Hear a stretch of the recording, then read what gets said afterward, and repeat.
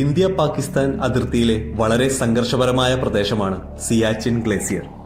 Siachen glacier ലോകത്തിലെ ഏറ്റവും ഉയരം കൂടിയ യുദ്ധഭൂമിയാണ്. സമുദ്രനിരപ്പിൽ നിന്നും 18,000 അടി ഉയരത്തിൽ സ്ഥിതി ചെയ്യുന്ന ഇവിടെ താപനിലയുടെ പ്രശ്നം മാത്രമല്ല, മറ്റ് പ്രകൃതി ദുരന്തങ്ങളും ഇവിടെ ജീവന് ഭീഷണിയാകുന്നുണ്ട്. ഇവിടെ താമസിക്കുന്ന ഓരോ ദിവസവും വെല്ലുവിളി നിറഞ്ഞതാണ്. ഈസ്റ്റേൺ കാരക്കോറം റേഞ്ചിലുള്ള ഏറ്റവും നീളമുള്ളതും ലോകത്തിലെ തന്നെ രണ്ടാമത്തെ ഏറ്റവും നീളമുള്ള ധ്രുവ പ്രദേശമാണ് ഈ ഗ്ലേസിയർ. ഇതിൽ നിന്നും ഏകദേശം 700 സ്ക്വയർ കിലോമീറ്റർ ഏരിയ സിയാച്ചിൻ ഗ്ലേസിയറിൻ്റെതാണ്. സിയാച്ചിൻ ഗ്ലേസിയറിന്റെ സ്ഥാനവും ഉയരവും ഇന്ത്യക്ക് നിർണായകവും തന്ത്രപരവുമായ ഒരു പ്രദേശമാണ്. അതുകൊണ്ട് തന്നെ ഈ പ്രദേശത്തെ സുരക്ഷിതമാക്കാൻ 1984 ഇന്ത്യ തീരുമാനിക്കുകയും ഇന്ത്യയും പാകിസ്ഥാനും തമ്മിൽ ഒരു സംഘർഷം ഉണ്ടാവുകയും ചെയ്തിരുന്നു. ലഡാക്കിന്റെ വടക്ക് ഭാഗത്ത് സ്ഥിതി ചെയ്യുന്ന സിയാച്ചിൻ ഗ്ലേസിയർ പിയോക്കയുടെ ബൽത്തിസ്ഥാൻ പ്രദേശവും ഷക്സ്ഗം വാലിയുടെയും ഇടയിൽ സ്ഥിതി ചെയ്യുന്ന സിയാച്ചിൻ ഗ്ലേസിയർ പാകിസ്ഥാന്റെയും ചൈനയുടെയും മിലിറ്ററി ലിങ്കേജിനെ തടയുന്ന ഒരു പ്രദേശമാണ്. പക്ഷേ അത്ര എളുപ്പത്തിൽ കൈയടക്കിയ ഒരു പ്രദേശമല്ലായിരുന്നു അത്.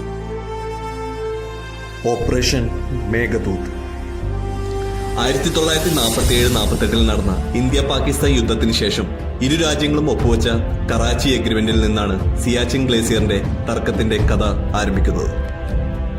ഈ എഗ്രിമെന്റിൽ സീസ് ഫയർ ലൈൻ NJ 9842 എന്ന പോയിന്റ് വരെയാണെന്നും and thence north to the glacier, ഈ വാക്യം വളരെ പ്രധാനപ്പെട്ട ഒന്നായിരുന്നു. 1972 നടന്ന ഷിംല എഗ്രിമെന്റിലും സീസ് ഫയർ ലൈനിനെ ലൈൻ ഓഫ് കൺട്രോളായി കൺവേർട്ട് ചെയ്തപ്പോഴും NJ 9842 വരെയുള്ള കാര്യമേ ചർച്ച ചെയ്യപ്പെട്ടുള്ളൂ.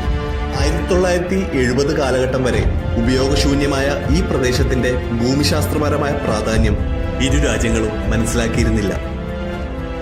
പക്ഷേ അപ്രതീക്ഷിതമായി പല വിദേശ പ്രസിദ്ധീകരണങ്ങളുടെയും ഭൂപടത്തിൽ സിയാച്ചിൻ ഗ്ലേസിയറിന്റെ സ്ഥാനം പാകിസ്ഥാന്റെ ഭാഗമായി കാണിക്കാൻ ആരംഭിച്ചിരിക്കുന്നത് ഇന്ത്യയുടെ ശ്രദ്ധയിൽപ്പെട്ടു. കരാറിലുള്ള and thence north to the glacier, ഇതിന്റെ അർത്ഥം NJ 9842 നിന്ന് നോർത്ത് ഈസ്റ്റ് ഭാഗത്തുള്ള കാരക്കോറം പാസ് വരെയുള്ള വളഞ്ഞ രേഖയാണ് എന്നുള്ളതാണ് പാകിസ്ഥാൻ മനസ്സിലാക്കുന്നത്. എന്നാൽ NJ 9842 നിന്ന് സാൽട്ടോറോ റിഡ്ജിൽ നിന്ന് കൃത്യം നോർത്തിലേക്കുള്ള ഭാഗമാണ് കരാറിൽ പറഞ്ഞിട്ടുള്ളതെന്നാണ് ഇന്ത്യ മനസ്സിലാക്കുന്നത്. എന്നാൽ ഭൂപടങ്ങളിലൂടെയും രാഷ്ട്രതന്ത്രങ്ങളിലൂടെയും പാകിസ്ഥാൻ സിയാച്ചിൻ സ്വന്തമാകാൻ ശ്രമിക്കുമായിരുന്നു എന്നുള്ള കാര്യം ഇന്ത്യക്ക് വ്യക്തമായിരുന്നു.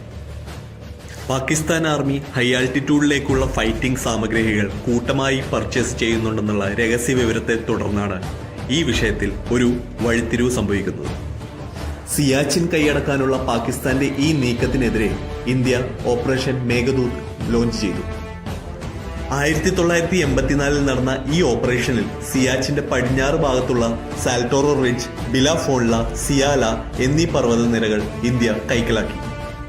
നിരവധി സൈനികരുടെ ജീവൻ ബലിയർപ്പിച്ച ഈ ഓപ്പറേഷന് ശേഷം ഈ പ്രദേശത്ത് ഇന്നും ഇരു രാജ്യങ്ങളുടെയും സൈനികർ വിന്യസിച്ചിരിക്കുന്നു.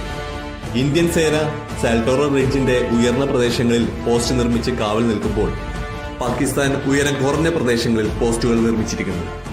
1984 ശേഷം 1987-ലും 1989-ലും പാകിസ്ഥാൻ ആക്രമണം നടത്തിയെങ്കിലും പരാജയപ്പെട്ടു. എന്നാൽ 1987-ൽ ഇന്ത്യ ഓപ്പറേഷൻ രാജീവ് ലോഞ്ച് ചെയ്യുകയും മുഹമ്മദ് അലി ജിന്ന ഗെയ്ദി ആസാം എന്നറിയപ്പെടുന്ന ഗെയ്ദ് പോസ്റ്റ് ഇന്ത്യ പിടിച്ചെടുക്കുകയും ചെയ്തു. ഈ ഓപ്പറേഷൻ ലീഡ് ചെയ്ത നായിക് സുബേദാർ ബാന സിംഗിന് പരംവീർ ചക്ര നൽകി ആദരിച്ചു. ഇന്നും ആ പോസ്റ്റ് ബാന സിംഗ് പോസ്റ്റ് എന്ന പേരിൽ അറിയപ്പെടുകയും ചെയ്യുന്നു. ഇന്ന് 22,143 അടി ഉയരത്തിലുള്ള ഈ പോസ്റ്റ് ലോകത്തിലെ തന്നെ ഏറ്റവും ഉയരം കൂടിയ ബാറ്റിൽ ഫീൽഡ് പോസ്റ്റാണ്.